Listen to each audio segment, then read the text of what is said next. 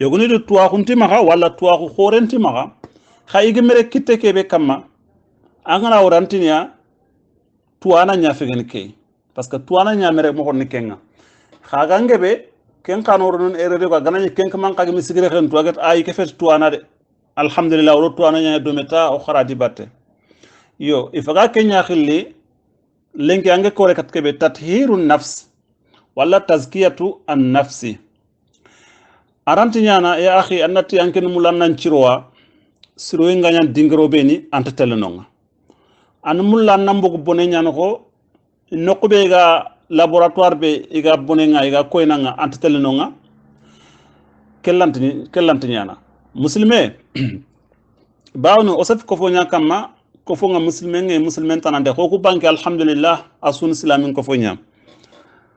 muslime la budda min nokku nyana nyingi ammaha min nokku ke xana Allah kitabe nya min nokku ke xana faaren sunna nya ku gana nyi gammaha anga dudo kunya xencen me gel fosirendo fobre anga fayne katu kunya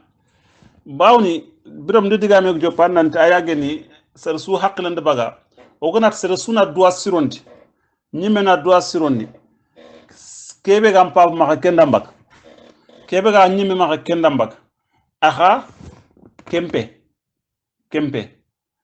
Allah kitaben do faren cunna ono xencendi foni mbaka kunyano ko fare ngare ni makay agaren medina adini biremo ko ni nyano ko ka kumbire mo koni kulle munya feglere lenki e ga tawhidin chankin do dunamu manju o bange ganni kembere khsunya nyinonga ina soron cukof me yitunanti ke haklen kote nyan khayini sumara kuro jama ke na fallaga bakki mohobe kenyan ganni sere sugde makharanga do sere begem de makharanga kharagem fotwa ananyaro am fotu angni wori terem hon angi tunu angi bakme bawni soro nyandi imara idi mara kille nyakama agan tuwa hun kille kharanke ngama tuwa ko kita anke ammere labuda sheikh aranti nyan fofo fina gefetiya jikuni beni yogati danga gelli al-i'dad al-khuluqi labuda kenna nyanga maha annanya ammo nyak gemu jikuni kara ayagani gelli dundara hunta arant sereden kane labuda na dundara humbogu dumaha dundara hunyanci ki fobe sere lagantel tuwa mur sere ma hangan kas serebe allagantel tuwa mur serebe ma anke ngande bille ma hunti kenka manga misale dundara hunyanci ki allaganta khirenti tongunga yo ay gelle khadi labuda na munyi anga fo murum amunyin dabatenga Allah faren sahabani ku ima ke darja kitu kundu imunya yo khallenki o bangi kharoge ni tuwa khuni beni kharanga fiqhu wacha sereni me antax du ngeen kunyi mini kharana antax du ngeen kunyi mini kharanga antelle internet nyata annatan ke ngetelle animetel du kharangu ndu nga kha internet ke ser suga écran ke falle nganniyan maha jaran maha gamu nan khili kat ke njara ankent kenk man tu serebegen ant kenk man tu ideni be ni ga mak kempal anyi mem kinye nokutu wa walla ga ideni ku kharanga aga tangan katang mogobe labuda ga fobe khilli tazkiyatu an-nafsi labuda annambuguti kenkille akudo jikku burubeni anya khengiya annawseroniya kele tralle nchiru mbeti nga nangirde batte gelle tralle mburunga anna kuntohno ado fobe ka gelli kho sorobeni mashallah ga avancer ken karo yoguni ga telle ko tasu khalle nyaagi ma ga wutu yoguni khaydu ko yen khalle nyaagi ma ga wutu yoguni khaydu khasun khalle nyaagi ma ga wutu yo kesun gelle harmra men deberde mo ko nya xaw ku lenko ku o bange ke ngetu ken tuaxu lenki aroxo o bange nga siri se debe ga sikki nanti angu soronde mani ni jikuni ndeberi alloxo o ku bange lenki tuaxu be go bange ken yan nanta ku na jiku ke bonayenko misale jeni en bononte nyan misale garen bonon tenyan misale aka farenga serengedi kat farenga agati sangen kabaren proposer fare ma xel banan sangen kabante nyan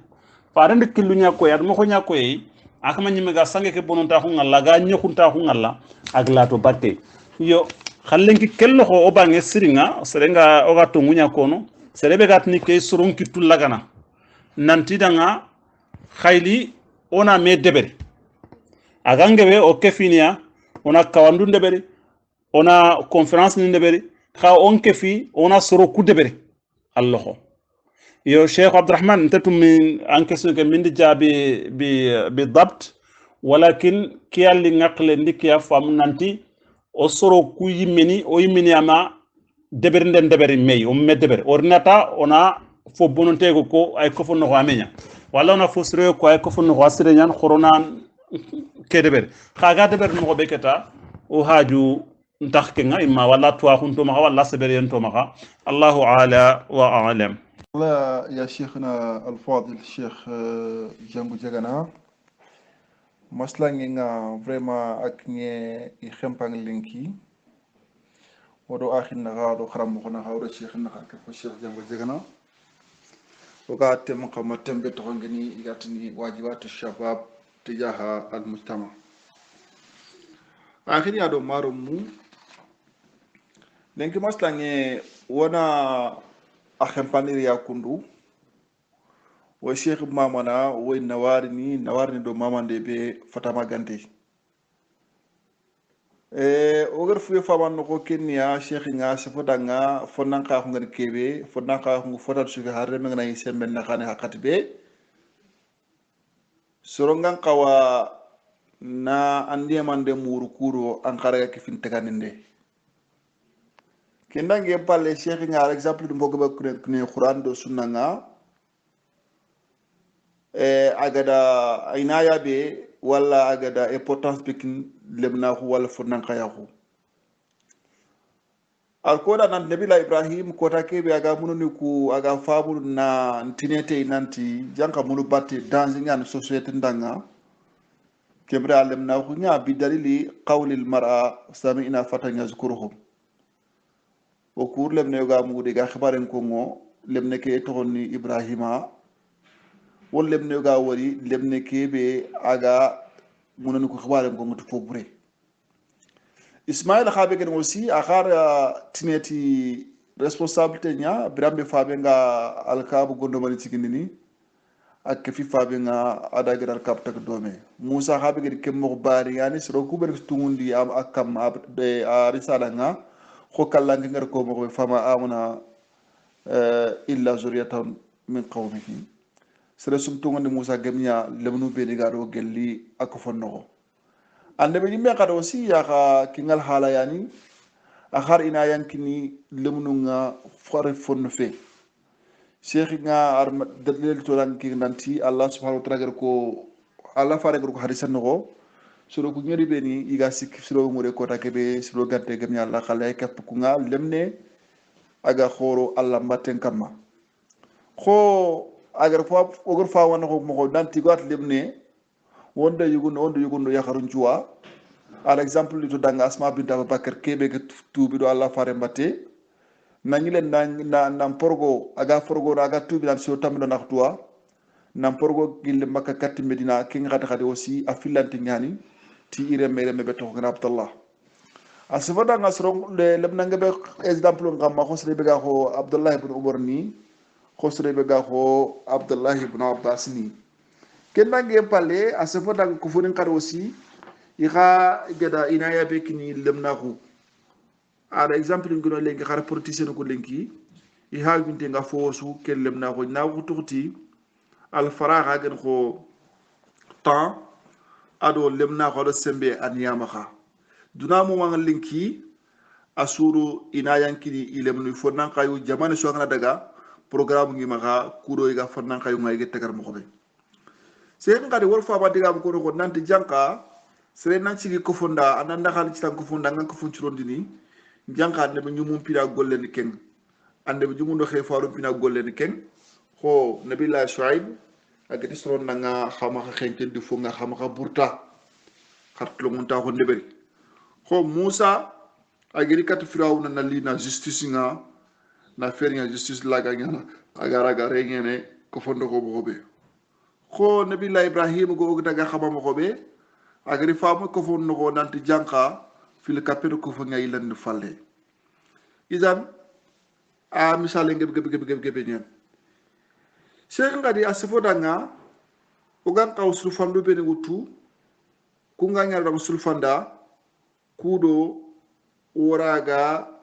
responsabilité be go dugu xomone waraga responsabilité ke waraga atimandi atagel kinga anga mulanda kene fuka na toi showru na tu conscience na kinkita anna toi humuru anna ko fo masalaha wala ko fo ngentre anna kingara an nyum entre personne ka palle ko fo ngentre nyallini kingna danga nyum entre ndari anna nga ser sake anani xaw ya ko gantana ko anna igar fi daga al wasail muhdasa wala al wasail mustahdasa agere ko suru wada kurmo benig bugu agere ko to kurmo ko tibu mo ko medicine mo ko nouvelle technologie benig bugu annan dru khoto ankala kum anna anjun tampa kunga allaga irono au service de en société no ko mo be cheikh kadi asifo danga lebne be ya ga yer khumuna jiko kan kawda taga mo be ati seland nyana sere jikel laga nyana nga angam suro anjum na to so de fina kingna dangi annan ci fandata tuwahu anna angna tuwahu kakita tuwahu ka sankri agnya tuwahu suwar ken anna magnya sere khadanga ko fonu ko njongi te nga sere bawoni sura kundiga wa ite sere be logo ma gantam maka a sere be logo ma ngant baka adigan qalnent baka ma illi ma yamliksh luqmata aishu ma yamliksh kalamu kemo ko kare aussi fo nan kay nan ko fer nyana metti kurumbo kubeni iga duna sasa annandru khoto angem khar metti sikikit ken ko ganna khar bane ki ngita ban sa hande bi araga ambire ki araga suru dandan kingna dangi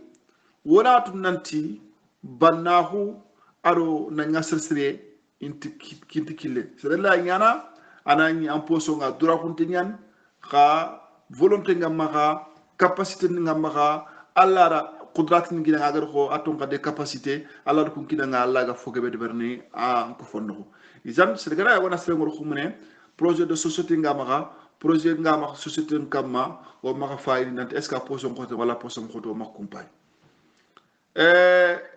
akhir ya do marumu cheikh ngada sifo danga serengan kaw anna latu baki aton kadi jugburu wala nan kaw bo mbore baka jugburu nga an kaw kebe mo wasa da ku jukka ma inshallah france parfois ni a khoto ka masri na ke tem na résumé bawni tem ke a logon te nyani tem ke fakanni khalawundu bana keso bane barsu ke maray figbe wuto baka waraga masaga kama